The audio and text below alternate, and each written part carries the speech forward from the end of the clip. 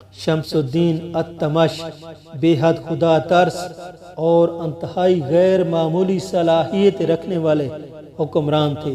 انہوں نے تقریباً 26 سال حکومت کی، 26 ایئر حکومت کی، اور کمال مہارت سے برصغیر کی اس اسلامی حکومت کو پارا پارا ہونے سے بچا لیا، جو ابھی چند ہی سال قبل محمود غزنوی کے کامیاب حملوں اور شہاب الدین غوری اور قطب الدین ایبک کی کاوشوں سے قائم ہوئی تھی۔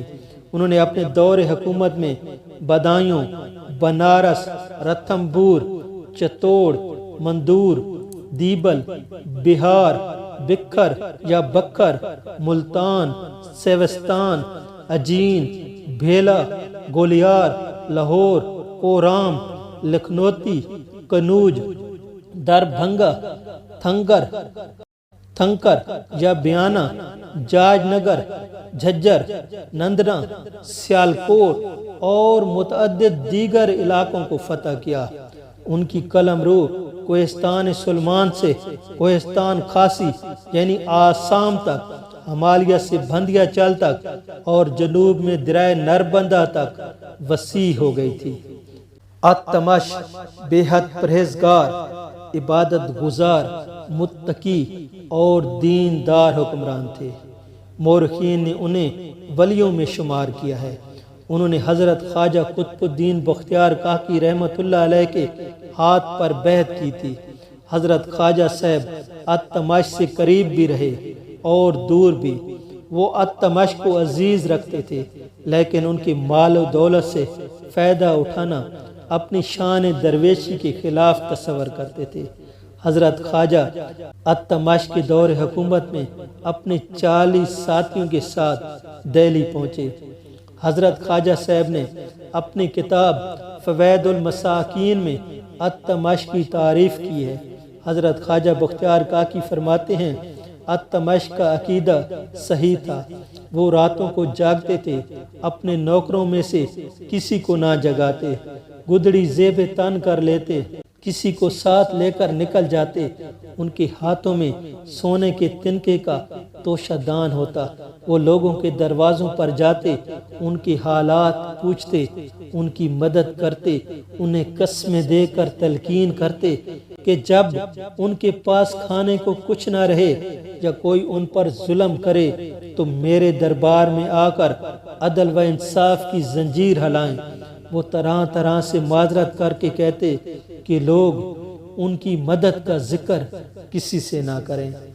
خزینۃ الاصفیاء کے مطابق التمش مٹی کے برتن میں اشرفیاں بھر دیتے تھے اور اوپر گیوں رکھنے کے بعد ضرورت مندوں کے حوالے کر دیتے تاکہ ان کی سخاوت ظاہر نہ ہو اور ریا کا پہلو نہ آئے۔ حضرت نظام الدین اولیاء رحمۃ اللہ علیہ فرماتے ہیں، التمش راتوں کو خود بیدار ہوتے، کسی کو نہ جگاتے، خود پانی بھر کر وضو کرتے اور مصلے پر بیٹھ جاتے۔ حضرت نظام الدین اولیاء نے التمش کا ذکر بہت محبت اور عزت سے کیا ہے۔ انہوں نے التمش کے بعض اقوال اور افعال کو بطور نصیحت اپنے مریدوں کے سامنے بھی پیش کیا۔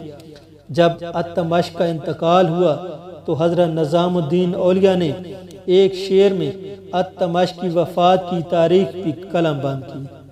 التمش کے اعلیٰ کردار کا اندازہ اس واقعے سے لگایا جا سکتا ہے کہ جب 14 ربیع الاول 633 ہجری بمطابق 27 نومبر 1235 عیسوی التمش کے انتقال سے صرف 5 ماہ قبل حضرت خواجہ قطب الدین بختیار کاکی رحمۃ اللہ علیہ کا وصال ہوا اور جنازہ تیار ہوا تو خواجہ ابو سعید رحمۃ اللہ علیہ نے اعلان کیا کہ حضرت خواجہ قطب الدین رحمۃ اللہ علیہ نے وصیت کی تھی کہ ہماری نماز جنازہ کا امام ایسا شخص ہو جو عفیف رہا ہو، جس نے کبھی کسی نامحرم کو نہ دیکھا ہو، جس کی اثر کی سنتیں اور فرائض اور نماز کی ادائیگی میں تکبیر اولا اسے کبھی ترک نہ ہوئی ہو۔